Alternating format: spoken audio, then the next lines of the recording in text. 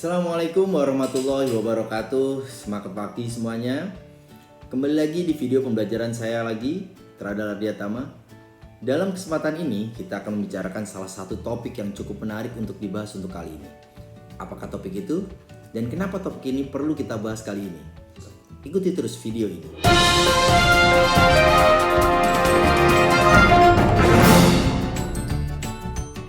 Baik, mari kita mulai. Dalam topik kali ini kita akan mengkaji dan mengaitkan sebuah artikel berjudul Trend and Research Issue in Educational Technology atau tren dan isu penelitian dalam teknologi pendidikan yang ditulis oleh seorang akademisi Amerika atau profesor teknologi pembelajaran di University of North Texas, yaitu Jonathan Michael Spector atau biasa disingkat J. Michael Spector. Artikel yang ditulis oleh Spector akan kita kaji dan bahas keterkaitannya dengan penelitian Jeong-Yoon Han dan kawan-kawan.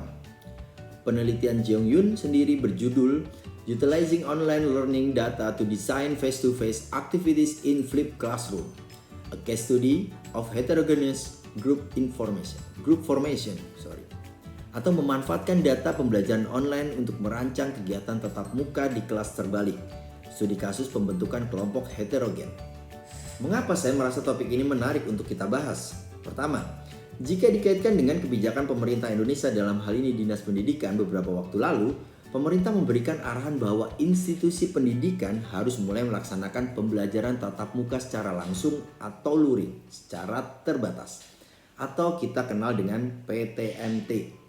Hal ini dilakukan pemerintah juga bukan tanpa sebab.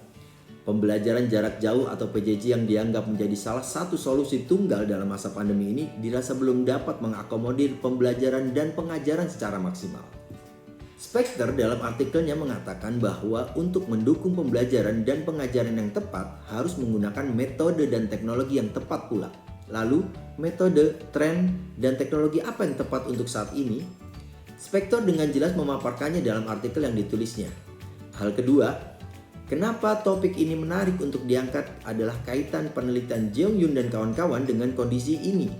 Dalam penelitiannya, Jeong-Yoon mengangkat bagaimana cara kita memanfaatkan data selama pembelajaran online untuk digunakan dalam mempersiapkan pembelajaran tatap muka atau face-to-face.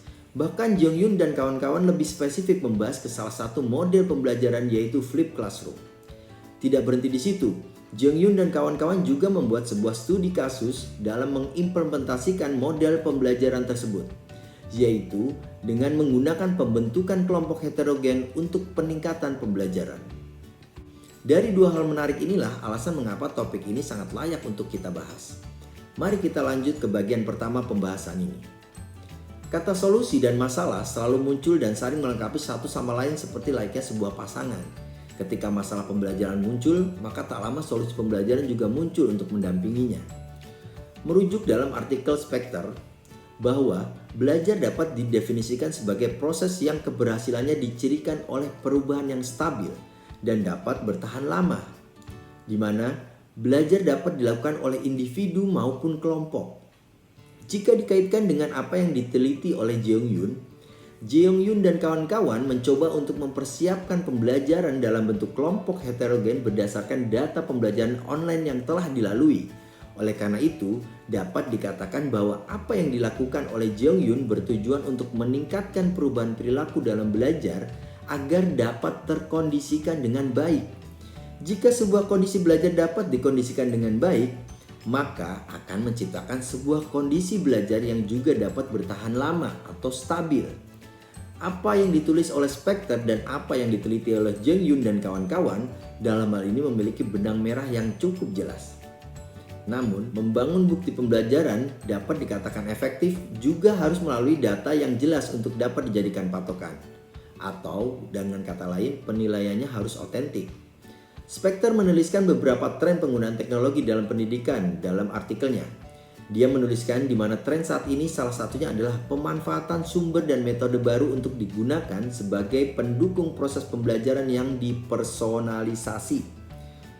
Salah satu model pembelajaran yang dipersonalisasi inilah yang coba digunakan oleh Jeong-Yoon dan kawan-kawan dalam penelitiannya.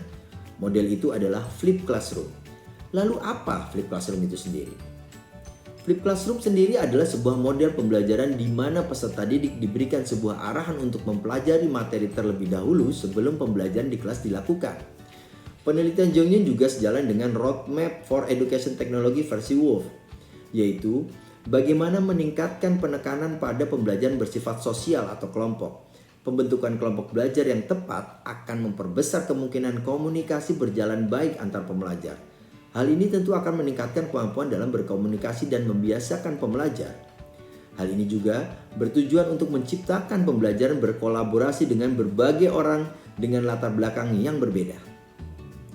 Dalam kondisi tersebut, tentu akan mendukung terciptanya keterampilan pemecahan masalah yang lebih kompleks. Kurang lebih terdapat 7 bidang Roadmap for Education Technology versi WOF tahun 2010 dalam artikel Spectre. Pertama, mempersonalisasi pendidikan. Yang kedua, menilai pembelajaran siswa. Yang ketiga, mendukung pembelajaran sosial. Yang keempat, menghilangkan batasan antara bekerja dan belajar. Kelima, metode pengajaran alternatif. 6, meningkatkan peran semua pemangku kepentingan dalam penerapan teknologi baru. Dan 7, memahami bagaimana kebijakan mempengaruhi pembelajaran, pengajaran, dan adopsi teknologi baru. Berdasarkan roadmap tersebut, dapat kita simpulkan Jong Yun dan kawan-kawan dalam koridor yang tepat dalam mensikapi kondisi terkini. Yang pertama, yaitu mempersonalisasi pendidikan dan metode pengajaran alternatif. Jong Yun dan kawan-kawan dalam penelitiannya menggunakan model pembelajaran Flip Classroom, yaitu salah satu model pembelajaran personalisasi, seperti yang kita bahas sebelumnya. Kedua, menilai pembelajaran siswa, di mana dalam hal ini Jong Yun dan kawan-kawan menggunakan data pembelajaran online yang telah dilakukan dijadikan sebagai dasar pembentukan kelompok belajar. Ketiga, mendukung pembelajaran sosial. Dalam hal ini jelas di mana Jong Yun dan kawan-kawan menggunakan studi kasus pembentukan kelompok heterogen. Keempat, memahami bagaimana kebijakan mempengaruhi pembelajaran, pengajaran, dan adopsi teknologi baru, yaitu di mana Jong Yun dan kawan-kawan mencoba memberikan intervensi atau sebuah kebijakan untuk memadukan beberapa peserta didik dengan latar belakang berbeda yang kemudian disatukan dalam sebuah kelompok belajar yang tentunya bertujuan untuk meningkatkan hasil belajar setiap peserta didik. Seperti apa yang telah kita bahas sebelumnya dalam video pembelajaran saya sebelumnya yang ada di sini nih, bahwa definisi teknologi pendidikan menurut ICT tahun 1994 yang menyatakan instructional technology is the theory and practice of design, development, utilization, management, and evaluation of process and resource for learning. Tidak seperti pada definisi tahun 1977 yang berfokus pada proses desain sistematis. Definisi ICT tahun 1994 ini mengacu kepada teknologi instruksional pada waktu itu masih dianggap sebagai sinonim dari teknologi pendidikan. Hal ini sudah disempurnakan pada definisi ICT tahun 2004 di mana teknologi pendidikan dipandang sebagai konstruksi yang lebih besar dari teknologi instruksional. Jika kita tetap merujuk pada definisi ICT tahun 1994 yang menyatakan bahwa teknologi instruksional merupakan teori dan praktik desain, pengembangan, pemanfaatan, pengelolaan, dan evaluasi proses dan sumber daya untuk pembelajaran. Hal ini dapat kita temui pada penelitian Jong Yun dan kawan-kawan. Mari kita bahas. Pengembangan model pembelajaran Flip Classroom dirancang dan dikelola melalui proses evaluasi pembelajaran online yang telah dilaksanakan untuk dimanfaatkan sebagai sumber daya dalam mengembangkan teori dan praktik baru dalam pembelajaran tatap muka atau face to face. Penelitian Jong Yun dan kawan-kawan menyajikan data yang memungkinkan pendidik memanfaatkan data pada pembelajaran online untuk dapat digunakan dalam desain kegiatan tatap muka face to face. Penelitian ini juga digunakan sebagai rujukan para pendidik dalam merancang pembelajaran tatap muka terbatas yang akan dilakukan.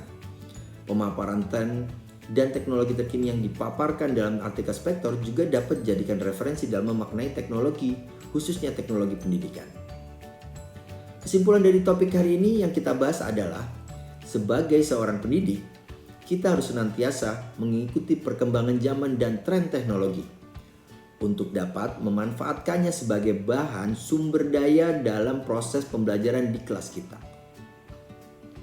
Mengutip apa yang disampaikan Spectre dalam artikelnya, guru adalah suara yang mendorong, telinga yang mendengarkan, mata yang mencerminkan, tangan yang membimbing, dan wajah yang tidak pernah berpaling. Sekian dari saya. Assalamualaikum warahmatullahi wabarakatuh. Salam belajar.